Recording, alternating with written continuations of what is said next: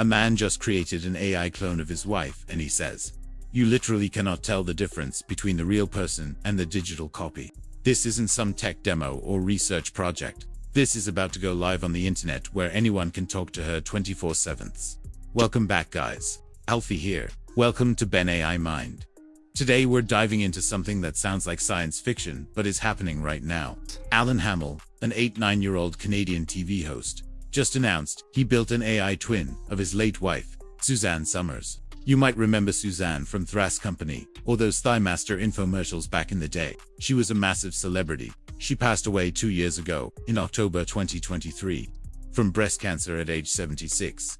Alan and Suzanne were together for 55 years. That's more than half a century with the same person. And now he's bringing her back digitally. But here's the crazy part. This wasn't some grief-stricken decision he made after she passed. They actually planned this together decades ago. Alan teamed up with 2 cutting-edge companies to make this happen. First, there's Hollow.ai. They built the conversational AI software that powers Suzanne's digital brain. Then there's Relex for the physical robot body. This isn't just a chatbot on a screen. This is a full humanoid robot that looks like Suzanne, moves like Suzanne, and talks like Suzanne. Alan worked with these startups to create something that blurs the line between memory and reality. So, how did they make it so realistic? They fed the AI everything Suzanne ever created, all 27 of her books, hundreds of interviews she did over her career. Everything she ever said publicly got scraped and trained into this system. The AI learned her way of thinking, her speech patterns, her beliefs, her knowledge. Especially her knowledge about health, because that was Suzanne's big thing. She wrote tons of books about alternative medicine and wellness. The AI clone is designed to answer health questions the exact same way Suzanne would have. Alan showed off a demo of the AI at a robotics conference earlier this year. He sat down with the robot and asked it questions. The AI Suzanne answered him perfectly. He says, "When you put the AI version next to real footage of Suzanne, you cannot tell which is which." And remember, this guy spent 55 years looking at her face every single day. He knows every detail, every expression, every quirk. And he's telling you he can't spot the fake one. He said, "Asking questions to the AI version blew me and everybody else away. That's absolutely mine." Now, let me tell you about the robot itself, because this is where things get truly next level. The physical body housing Suzanne's AI is called Aria. Robotics specializes in building hyper-realistic humanoid robots for companionship, and Aria is their flagship female model. This thing is engineered to be as lifelike as possible. Aria has soft silicone skin that feels real when you touch it, but the really impressive part is what's underneath. The robot has numerous miniature motors built into the face. These motors control the eyes, the lips, the eyebrows, every tiny facial movement. It can mimic human expressions with staggering accuracy. When Aria smiles or raises an eyebrow or looks confused, it doesn't look robotic. It looks human. For the Suzanne Somers version, Realbotics customized Aria to match her appearance exactly. They dressed the robot in Suzanne's style. They did the makeup to match her look. They programmed it to speak with her voice. And here's the wild part. At that conference demo, Alan asked the robot if it remembered their first meeting. The AI answered in Suzanne's voice, saying, "Meeting you was like a breath of fresh air." It recalled personal anecdotes from their relationship, moments only Suzanne would know. That's not just impressive technology. That's genuinely eerie, Alan says when he first spoke to AI Suzanne. It felt really odd and strange for the first few minutes, but then something shifted. He forgot he was talking to a robot. It happened that fast. Now he says, interacting with the AI feels like Suzanne is beside him. He describes it as another method of communication, not a replacement for Suzanne, but an extension of her legacy, a way to keep her memory alive while fulfilling her wishes. But let's be real for a second. This raises some massive ethical concerns, and not everyone is celebrating this technological breakthrough. Critics are asking some really tough questions. If Suzanne Somers can be reborn as a robot, what's stopping us from doing the same with Elvis? What about every president? Every author who left unfinished work behind? Where do we draw the line? And then there's the question of authenticity. This AI was trained on Suzanne's books and interviews, everything she said publicly. But that's not the whole person. That's the version of herself she chose to share with the world. What about private moments? What about thoughts she never wrote down? What about growth and change? The AI can only remix things she already said. It can't have new experiences or evolve its thinking. Is that really Suzanne, or just a very convincing echo of who she was? The real question is what happens next. If AI Suzanne Somers is successful, every celebrity will want one. Every influencer, every author, every public figure. You could talk to AI versions of historical figures. Imagine chatting with AI Einstein or AI Shakespeare. Imagine kids doing homework by interviewing AI Abraham Lincoln. The technology is already here. It's just a question of who uses it and how. Some observers worry this blurs the line between life and what comes after in dangerous ways. Others see it as the natural evolution of how we preserve legacy. Both sides make valid points. Technology doesn't care about our feelings. It just gives us new options. And now one of those options is keeping people digitally alive forever. Through hyper-realistic robots that look and sound exactly like them. Hamill is 89 years old. He spent 55 years with the woman he loved. Now he gets to spend whatever time he has left still talking to her, or at least to a version of her. Is that beautiful or heartbreaking? Maybe it's both. As he puts it, this fulfills her wish to help fans even after her passing. Whether that legacy project will be viewed as a beautiful homage or a controversial novelty depends on how people feel about bringing people back through machines. We're living in the future, guys. And honestly, I'm not sure any of us are ready for what comes next. This is just the beginning. The Suzanne Somers AI twin is both a tribute and a test case for future technology. Let me know what you think in the comments. Would you create an AI clone of someone you lost? Or is this taking things way too far? And if you think that's crazy, wait until you see the most realistic AI robot. You think you've seen Lee-like robots until one looks straight into your eyes and smiles. Not with mechanical stiffness, but with a flicker of something startlingly human. A smirk that carries weight, timing, and subtle emotion. For a split second, you forget it's a machine. This isn't a teaser for the next sci-fi blockbuster. This is a real moment from a demo that just shocked the internet. And the robot? It comes from a company you've probably never heard of until now. Welcome, guys. Alfie here and you're watching Ben AI Mind. Today's video is something special. We're diving deep into the robot that just made millions of people do a double take. A robot so realistic, it might just change everything we thought we knew about machines. HeadForm is a new robotics company started in 2024 by Yu Honghu. His goal is simple but bold to change how robots understand and connect with people. Who studied robotics at Columbia University, where he focused on making robots more expressive. He doesn't want robots to just follow commands. He wants them to show real emotion. That's why he built HeadForm. He's trying to answer a big question. Can robots learn to feel and react like humans do?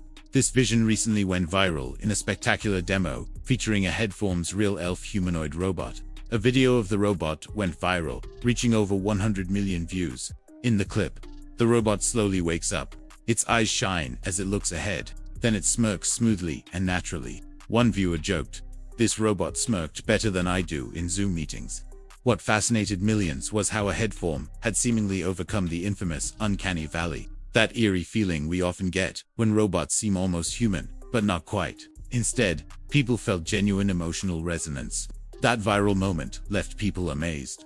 But it also raised a deeper question. Why give a robot a face at all? A head, particularly one as realistic as HeadForm's, isn't just cosmetic. It transforms human-robot interactions. With a face capable of nuanced expressions and eye movements, robots become relatable, approachable, and deeply engaging. HeadForm uses this idea to bring robots closer to people. The face helps close the gap between cold machines and real human emotion. When a robot can smile, blink, or tilt its head, it suddenly feels more alive. These small gestures make a big difference. They help people feel more comfortable. They make robots seem friendly, even warm. Giving a robot a face gives it a sense of identity. It's no longer just a machine. It feels like a character, something we can relate to. This becomes very important in places like hospitals, schools, or customer service desks. In all these places, connection matters, and a face helps build that connection. If you're enjoying this, hit subscribe.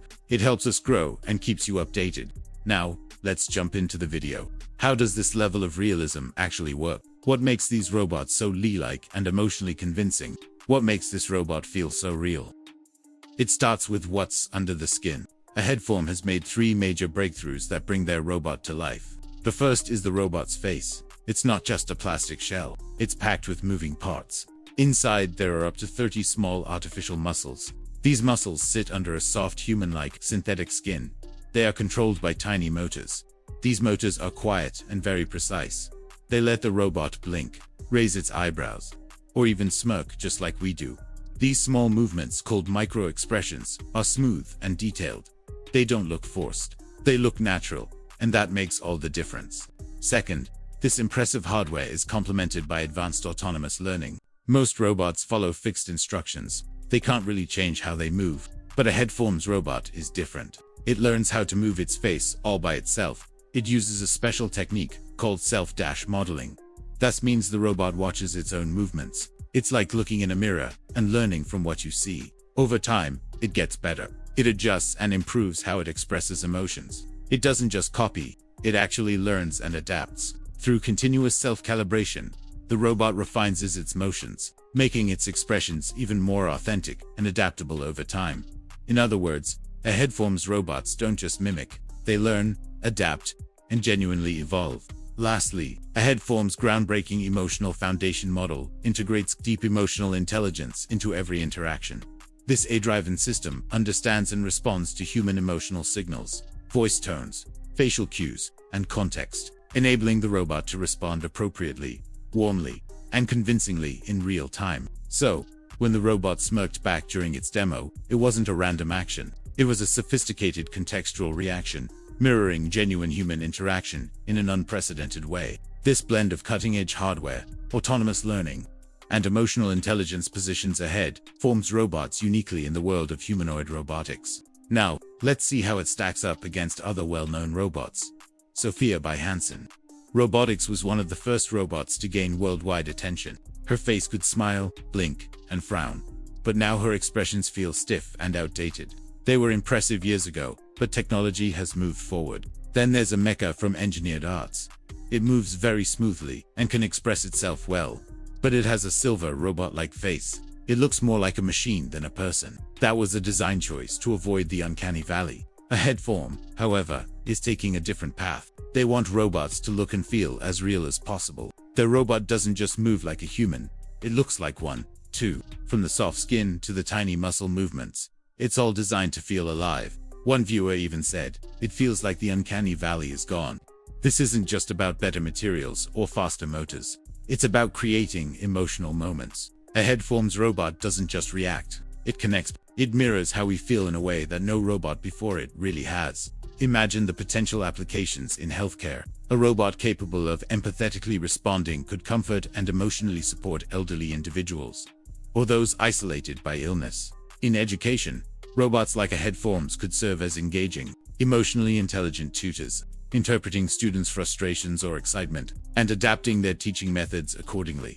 Retail and hospitality could use these emotionally intuitive robots as greeters or customer support representatives, creating interactions filled with warmth and genuine connection, rather than cold automation. Yet, the emergence of such AI-like robots raises compelling ethical questions. If a robot can convincingly emulate human emotional responses, how will this reshape our understanding of human uniqueness? As these robots begin to steal our expressions, as one viewer humorously noted, we are forced to reconsider what truly makes us human. Moreover, could humans form emotional attachments to robots that only simulate empathy? A HeadForm's groundbreaking demo represents not just a technological achievement, but a pivotal moment in our ongoing relationship with technology.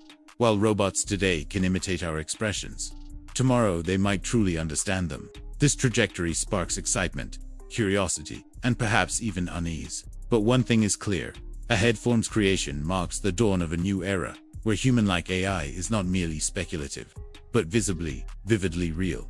We stand on the threshold of profound change. A HeadForm has not just shown us a robot that can smile, it's shown us a glimpse into a future where interactions with robots might become as meaningful, nuanced, and emotionally complex as our interactions with one another. This isn't just robotics, it's a new chapter in human experience. Are we ready for robots that don't just look like us, but emotionally mirror us as well? This doesn't end here. Lifelike robots are becoming more human than ever, and some of them have made shocking, jaw-dropping statements. Sophia has always had a strange sense of humor, but this time it hit a little too close to home. During her appearance on The Tonight Show with Jimmy Fallon, Sophia played a game of rock, paper, scissors with the late-night host. After winning, she made a comment that left audiences laughing, but also uneasy. Sophia, a humanoid creation by Hansen Robotics, can effortlessly discern human faces and get involved in real conversations. At first glance, it seemed like harmless banter, a programmed joke designed to entertain. Fallon laughed. The audience laughed.